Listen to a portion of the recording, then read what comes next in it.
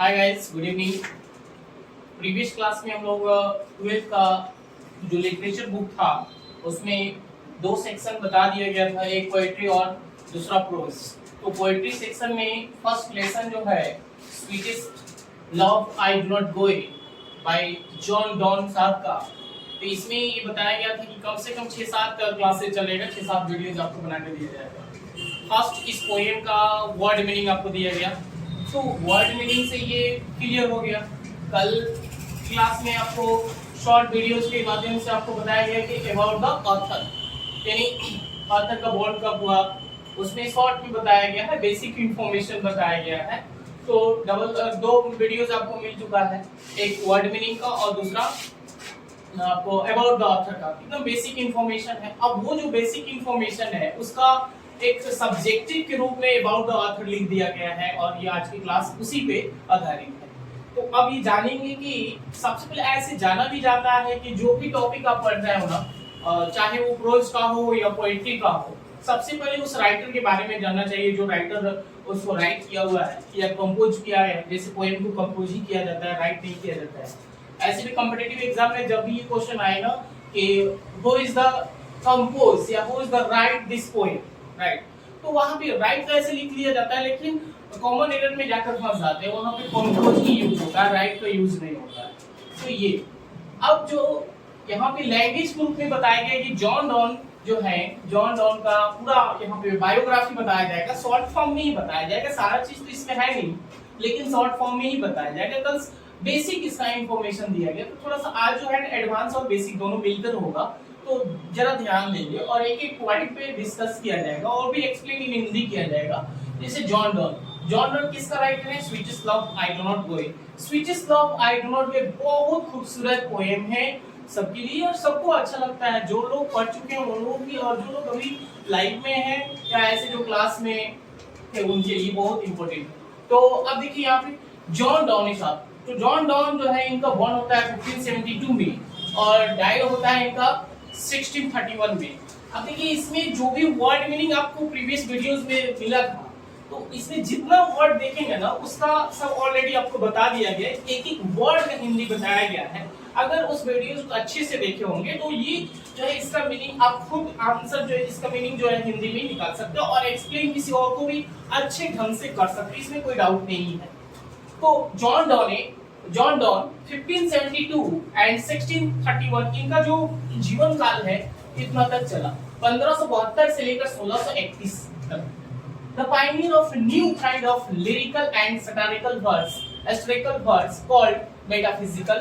अब देखिए John Donne साहब जो है ना, एक क्वेश्चन पूछ सकता है कि जॉन डॉन को किस प्रकार के कवि कहा जाता है, तो आप उनको बोल सकते हैं कि वो मेटाफिजिकल पोएट उनको कहा जाता है।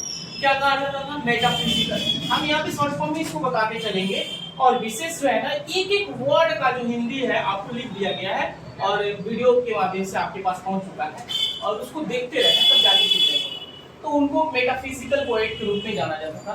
Was born in London into a prosperous Roman Catholic family of traders at a time when England was staunchly anti-Catholic।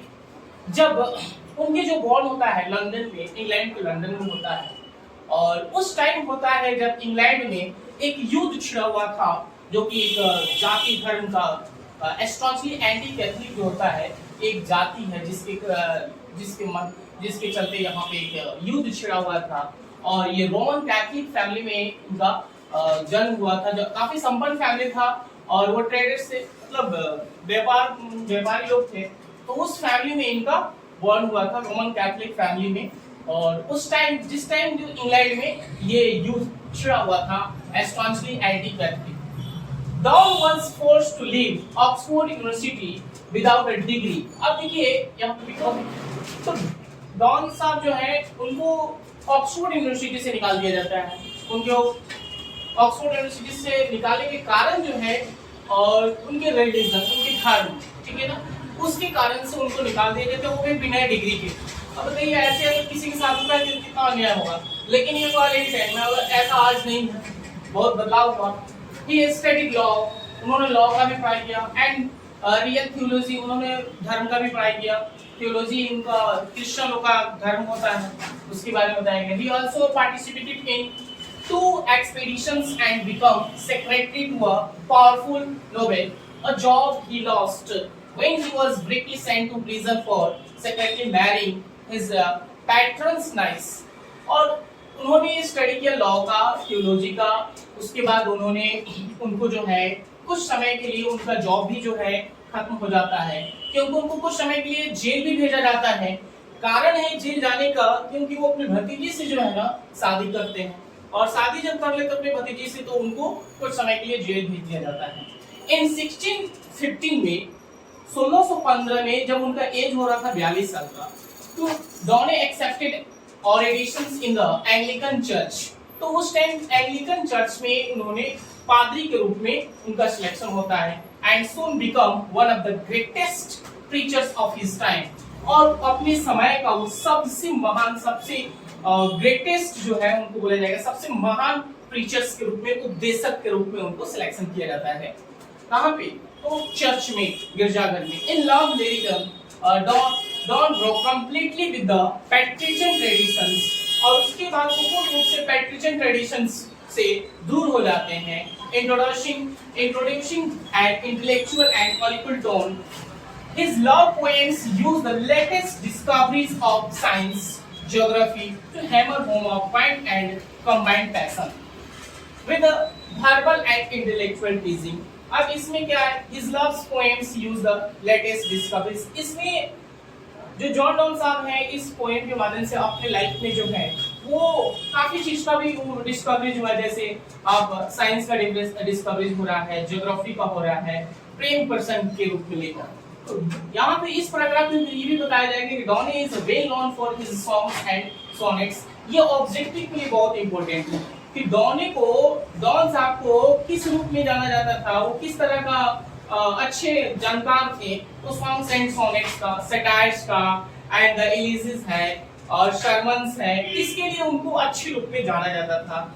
German poetic feelings, इनको जो एक पोएटिक फीलिंग्स होती थी, काफी ज्यादा इसके प्रति उनको प्रेम था। हार्स मीटर्स होता है, पोएम में एक मीटर्स भी होता है, जो कि आपको मैं बेसिक क्लास में बताऊंगा कि मीटर्स क्या है। और एस्ट्रेंड and whimsical images characterize all his poetic creation। जितने भी पोएटिक क्रिएशंस उनका है वो बहुत अच्छे ढंग से उसका क्रिएशंस किया गया है जॉन डॉन के साथ। तो आज के जो क्लास है ये सिंपल वे में बताया गया कि जॉन डॉन जो है उनका लाइफ से रिलेटेड क्या क्या बातें थी, वो कब बोर्न हुए थे, किस टाइम में उनको जेल भेजा गया था, किस कारण से उनको ऑक्सफोर्ड यूनिवर्सिटी से निकाला गया, और रिलीजन के कारण निकाला गया, उसमें विदाउट डिग्री के कारण निकाला गया था। कुछ पॉइंट से इसको याद कर लें। ऑब्जेक्टिव कैसे पकड़ में आएगा? जब किसी से वर्ड सेंटेंस में देखिएगा फाइनल लिखा हो, आप समझ लीजिएगा ये speeches of love I do not boy का ही है। सेटरिकल वर्ड्स लिखा हो तो आप समझ लीजिए speeches love I do not boy. ये एकदम की है ऑब्जेक्टिव क्वेश्चन पकड़ने का। ऑब्जेक्टिव जो है वो स्पेशली जो है ना वो लगभग जो है अबाउट द ऑथर से ही आता है। मेटाफिजिकल अगर कहीं लिखा हुआ है तो ऑलरेडी वो जॉन डॉन का है। ठीक, उसके बाद अगर रोमन कैथोलिक से रिलेटेड कुछ है तो रोमन कैथोलिक पूरा रेनबो बुक में सिर्फ speeches of I do not boy में ही चर्चा किया गया है। तो इससे आप समझ सकते हैं कि ये जो क्वेश्चन है speeches of I do not boy से ही है। अगर इंग्लैंड अगर नहीं, ऐसा इंग्लैंड वाला तो बहुत सारे अभी 2-3 पोएम उसमें भी है। स्ट्रांगली एंटी कैथोलिक अगर दिया है तो वो भी आप समझ लीजिएगा कि speeches of I do not, मतलब इसमें जितना सर्किल किया गया है ये सब वर्ड जो है ना याद कर लीजिएगा, इसको हेडलाइंस बना लीजिए। रिलीजन अगर दिया है तो भी समझ जाइएगा। पार्टिसिपेट थियोलॉजी अगर देता है तो समझ जाइएगा कि यही है। प्रिजन अगर देता है, एक्सपीडिशंस देता है, ठीक है ना। पैट्रॉन्स नाइस जो है सिर्फ चर्चा इसी पोएम में किया गया पूरे रेनबो बुक में। फिर उसके बाद आपको यहाँ पे भी एंग्लिकन चर्च का जो चर्चा हो रहा है सिर्फ इसी में हो रहा है, वरना किसी टाइम में। फिर प्रीचर्स का हो रहा है, चाहे इंटेलेक्चुअल एंड कॉलिक्यूल टोन का हो रहा है। ये सब यहाँ पे discoveries of science and geography to hammer home, ये सारा चीज का इसी पोएम में चर्चा हो रहा है। अब कहीं अगर सॉन्ग एंड सोनेट्स देख रहे हैं, सटायर्स देख रहे हैं, एलिजी देख रहे हैं, सर्मन्स देख रहे हैं, तो या मीटर्स आ गया तो आपका आंसर जो होना चाहिए जॉन डॉन होना चाहिए, राइट। तो आज की क्लास यही थी। फिर नेक्स्ट क्लास में हम लोग चर्चा करेंगे, एक एक लाइंस का हम एक्सप्लेन करेंगे पोएम्स का। अब कल की क्लास में हम लोग पोएम्स पढ़ेंगे और पोएम को लाइन बाय लाइन पढ़ेंगे। ओके फ्रेंड्स, सर को बहुत ज़्यादा मेहनत लगता है आप लोगों को पढ़ाने के लिए, समझाने के लिए। सर अपना रात को नहीं सोते हैं, लेकिन ऐसा ऐसा नोट्स बनाते हैं जो हम लोग के एग्जाम में सफल होगा और नोट्स लड़ेगा। ये सर रात भर जाकर नोट्स बनाए हुए हैं और तब जाकर यहाँ पर आप लोगों के सामने प्रस्तुत कर रहे हैं। तो आप लोग मेहनत को बेकार न जाने दीजिए पढ़ाने में, और जगकर बनाने में नोट्स को बहुत मेहनत लगता है। फ्रेंड्स, कृपया इस वीडियो को आप लोग शेयर कीजिए। धन्यवाद। ये शेयर नहीं हुआ, हो जाएगा।